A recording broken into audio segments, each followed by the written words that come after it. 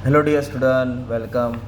तो आ जाओ। अभी जो टॉपिक है बहुत इंटरेस्टिंग है, इन्वेस्टमेंट प्लानिंग। मतलब ये ऐसे स्टूडेंट आप, तो जब आप फ्यूचर में इन्वेस्टमेंट करेंगे, जब पास पैसा आएगा, खर्चा शादी होने के बाद, तो पैसा आपको सेव करना चाहिए। तो क्या क्या आपके लिए ऑप्शन है, राइट? तो इन्वेस्टमेंट ऑल्टरनेटिव एवेन्यूज इंडिया, मतलब ऐसे इंडियन हम कहाँ पैसा इन्वेस्ट कर सकते हैं। तो हम सबसे पहले अपना इन्वेस्ट कर सकते हैं इक्विटी शेयर्स में। कोई भी कंपनी का शेयर खरीद सकते हैं, राइट? शेयर्स मतलब कैसा खरीदना पड़ता है, आपको एक डीमैट अकाउंट खोलना पड़ेगा और उसमें अपना पैसा डिपॉजिट करके आप लोग शेयर्स को खरीद सकते हैं। तो इसके लिए मैंने अलग से यूट्यूब चैनल बनाया, उसमें भी सिखा दूंगा। तो आप मान लो आपने शेयर 100 खरीदा और एक शेयर 100 का है, ओके। क्वांटिटी 100 है, प्राइस 100 है और 150 में तुमने बेच दिया, तो एक शेयर के पीछे 50। तो 100 शेयर्स के वजह ऐसा फ़ायदा होता है। तो बड़े बड़े इन्वेस्टर बड़े बड़े मतलब ज़्यादा क्वांटिटी में शेयर खरीदते हैं, फ़ायदा होता है। पर इसके लिए आपको दो चीज़ आना चाहिए, फंडामेंटल और टेक्निकल। जो टेक्निकल सीख गया वो स्टॉक मार्केट का बादशाह होता है। फिर नेक्स्ट है डिबेंचर। मतलब आप क्या करेंगे, डिबेंचर्स परचेस करेंगे। डिबेंचर मतलब एक तरह से लोन होता है, कंपनी को लोन देंगे, गवर्नमेंट को लोन देंगे, और रिस्क ही कम होता है और इसमें इंटरेस्ट भी क्या मिलता है, ज़्यादा मिलता रहता है और रिस्क कम होता है, राइट? सेफ रहता है, गवर्नमेंट मर भी गया तो भी तुम्हारा पैसा रिटर्न देगा। फिर आप लोग और एक जगह इन्वेस्टमेंट कर सकते हैं, म्यूचुअल फंड। तो म्यूचुअल फंड क्या है, एक फंड होता है जो प्रोफेशनली लोग मैनेज करते हैं, राइट? बहुत सारे फंड, मतलब बहुत सारे स्टॉक में से एक फ़ंड क्रिएट करते हैं, इसमें पैसा जमा करते हैं, इंडेक्स फंड, निफ्टी 50 है ना। तो ये म्यूचुअल फंड क्या होता है, एकदम सेफ होता है, इसमें रिस्क क्या होता है, एकदम कम होता है। तो इधर दिया भी है, ये एसेट मैनेजमेंट कंपनी संभालते हैं, that bring together group of people and invest their money in stock, bond, securities. The biggest advantage investing through mutual fund is that give small investor access to professional manage. मतलब 500 रुपये का भी तुम units खरीद सकते हो, क्या 100 रुपये का भी। पब्लिक प्रोविडेंट फंड, तो ये भी क्या है, एक सेविंग कम टैक्स सेविंग है। मतलब एक इंस्ट्रूमेंट जहाँ पब्लिक अपना पैसा सेविंग करता है, right? National saving institute, ministry of finance ने ये लेके आया था, ताकि जो उसका सैलरी का पैसा थोड़ा उसके प्रोविडेंट फंड में क्या हो जाए, जमा हो जाए, जब ज़रूरत हो 6 महीने के बाद निकाल सकता है। नेशनल सेविंग सर्टिफिकेट, मतलब ये क्या है, इसको एनएससी बोलते हैं। ये इंडियन गवर्नमेंट सेविंग है, राइट? बॉन्ड होता है, राइट? स्मॉल सेविंग है और इसमें इनकम टैक्स भी बेनिफिट मिलता है। It is a part of postal saving system of Indian postal service. मतलब इंडियन पोस्ट में क्या करेंगे, पब्लिक ऑफिस में जमा करेंगे 2 साल, 5 साल, 30 साल। इस पर तुमको बेनिफिट भी क्या मिलेगा, इंटरेस्ट भी मिलेगा और इस पर क्या है, कुछ हद तक तुमको टैक्स बेनिफिट है, 1.5 लाख तक। प्रेफरेंस शेयर क्या है, एकदम कम रिस्की रहता है, जहाँ इन्वेस्ट करेंगे आपको प्रॉपर डिविडेंड मिलेगा और तुम्हारा कैपिटल भी रिटर्न होगा। अब लाइफ इंश्योरेंस करा देंगे अपना लाइफ का, राइट? मनी बैक पॉलिसी लेके, होल लाइफ पॉलिसी लेके, प्रीमियम भरना है, जब मैच्योरिटी हो जाएगी आपको पैसा रिटर्न मिलेगा। फिर आजकल पब्लिक रियल इस्टेट में इन्वेस्ट करती है, राइट? गोल्ड है ना, गोल्ड पहले जाती थी, अब क्या ज़मीन खरीदती है, राइट? ये भी जगह जैसे वाशी, वसई, भिवंडी, जगह सस्ता मिल रहा है ना गोल्ड में इन्वेस्ट करना। अभी गोल्ड पहले 40 था, 50 हुआ, 70,000 टच हो गया। Post office saving account bank खोल के पैसा जमा कर सके। ऐसे डिपॉजिट तुम कोई भी जमा कर सकते हैं, पब्लिक डिपॉजिट। मतलब अब company wishes to invite public deposit, company deposit accept करती है। कॉर्पोरेट डिपॉजिट, कॉर्पोरेट बोलेगा तो कंपनी को लोन देना। सुकन्या समृद्धि अकाउंट, सुकन्या मतलब लेट गर्ल होता है, राइट? इसे government India back saving scheme target at the parent of girl children, है ना, गर्ल बच्ची लोग के लिए तुम पैसा जमा कर सकते हो, ताकि तुमको फ्यूचर रहेगा, बच्ची बढ़ेगी तुमको पैसा मिलेगा। यूलिप, एक फंड है, इंश्योरेंस प्लान रहता है जिसमें प्रीमियम पे करना पड़ता है, जो तुम्हारा पैसा इक्विटी और डेट मार्केट में इन्वेस्ट किया जाता है। तो ये सब क्या था तुम्हारा मालूम में, क्या इन्वेस्टमेंट ऑल्टरनेटिव्स। ये आंसर क्यों पढ़ा मालूम मिलेगा, बहुत ज़रूरी है तुमको जानना भी, समझ भले एग्जाम में आए नहीं आए, पर तुम्हारा क्या है ना, इन्वेस्टमेंट प्लानिंग करके क्वेश्चन आएगा, कहाँ कहाँ इन्वेस्ट कर सकते हैं। तो एक मैंने अच्छे से समझा दिया, इसमें तुमको फ्यूचर में रिटर्न्स मिलेगा, वो सब डाल सकते थे। एक और टॉपिक है रिक्स। हर जगह रिक्स होता है, कोई भी चीज़ लो बिना रिस्क का होता ही नहीं है। चाहे तुम गाड़ी चलाओ, चाहे बिजनेस करो, चाहे काम करो, there is a certain risk exist. तो एक होता है सिस्टमेटिक रिस्क, ओके, उसको मार्केट रिस्क भी बोलते हैं, है ना।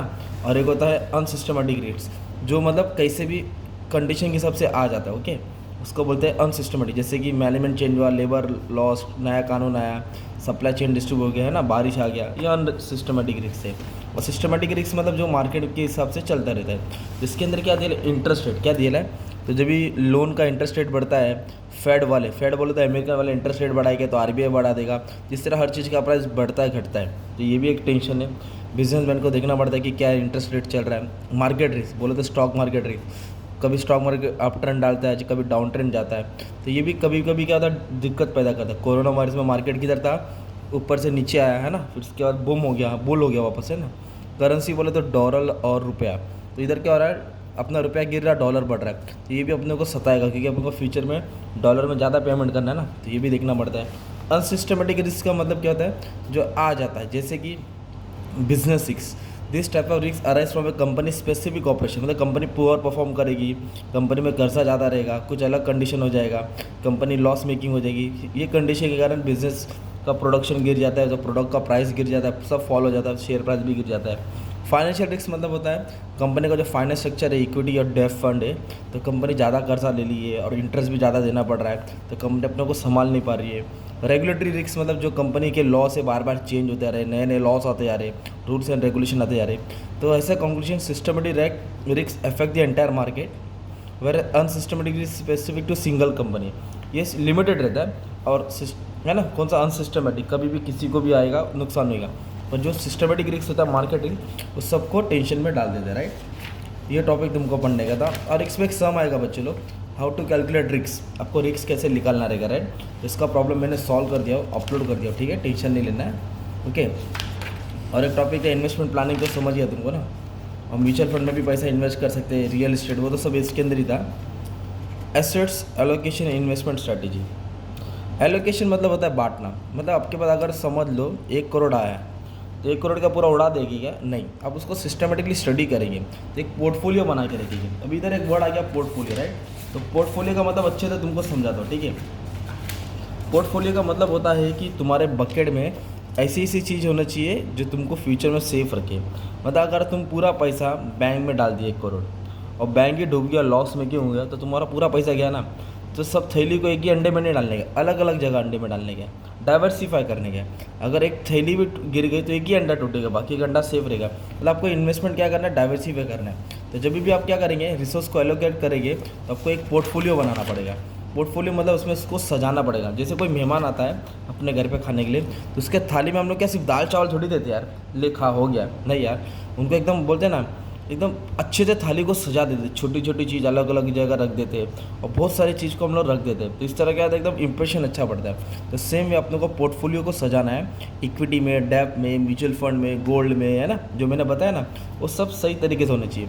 तो जो अपना पहली बात क्या है पोर्टफोलियो में, जो अपना प्रिंसिपल इन्वेस्टमेंट है, मान लो आपके पास नॉर्मली 1 लाख रुपया है, तो जो 1 लाख आप कहीं भी इन्वेस्ट कर रहे ना, वो कम नहीं होना चाहिए, जितना उतना रहना चाहिए। तो ये तुम्हारा होता है कैपिटल, ये सेफ रहना चाहिए, प्रिंसिपल अमाउंट, ये याद रखने का। फिर उसके बाद कंसिस्टेंसी रिटर्न, मतलब वो 1 लाख पे तुमको महीने महीने 5, 6, 8 हज़ार, 10 हज़ार आना चाहिए, रिटर्न्स आना चाहिए ना, कुछ इनकम जनरेट करना चाहिए। तो मार्केट में डालेंगे तो अच्छे शेयर्स में डालेंगे तो डिविडेंड भी मिलेगा, राइट, डिवेंचर में डालेंगे तो इंटरेस्ट मिलेगा। कैपिटल ग्रोथ, वो 1 लाख से आने वाले टाइम पे 1.5 से 2 लाख होना चाहिए। मार्केटेबिलिटी मतलब होता है कि हम लोग ऐसे जगह डालना चाहिए कि वो मार्केट में ट्रेड हो सके, ताकि ज़रूरत आने के टाइम उसको बेच सके, क्योंकि बेचेंगे तो अपने को क्या है, फ़ायदा होएगा ना। और तुम ऐसी जगह डालो वो अनलिस्टेड ही अभी कोई खरीद ही नहीं रहा है, तो फंस जाएगा पैसा। और लिक्विडिटी बोले तो कैश, जब ज़रूरत पड़े बेच के अपना कैश होल्ड कर सके। और डाइवर्सिफिकेशन, अलग अलग जगह अपने को क्या करना पड़ता है, इन्वेस्टमेंट करना पड़ता है, एक जगह नहीं करना पड़ता है, ताकि एक जगह लॉस होता है बाकी जगह फ़ायदा होगा। तो अपने को क्या करना है, अलग अलग जगह से इनकम जनरेट करने के लिए डाइवर्सिफाई, मतलब अलग अलग जगह इन्वेस्टमेंट करना चाहिए। और ऐसी जगह इन्वेस्ट करने चाहिए अपने को टैक्स बेनिफिट मिले, क्या मिले, टैक्स बेनिफिट मिले, गवर्नमेंट का हेल्प मिले। तो ये टॉपिक तुम लोग इसमें डाल सकते हैं, assets allocation investment strategy, portfolio को स्ट्रॉन्ग बना के रखने का, राइट। या पोर्टफोलियो कंस्ट्रक्शन है तो ये भी दोनों टॉपिक सेम है, उठा के डाल सकते हैं। तो ये तुम लोग ने क्या स्टडी किया, अच्छा खासा एक टॉपिक पढ़ा तुमने, वो वाला तुम्हारा चैप्टर था कौन सा, इन्वेस्टमेंट प्लानिंग, ठीक है। जितना हो सका मैंने ट्राई कर दिया, एक सम करने का तुमको, how to solve the risk, practical problem में 15 मार्क्स का आएगा, वो भी करा दूंगा, ठीक है, टेंशन नहीं लेना। And all the best for your exam, thank you.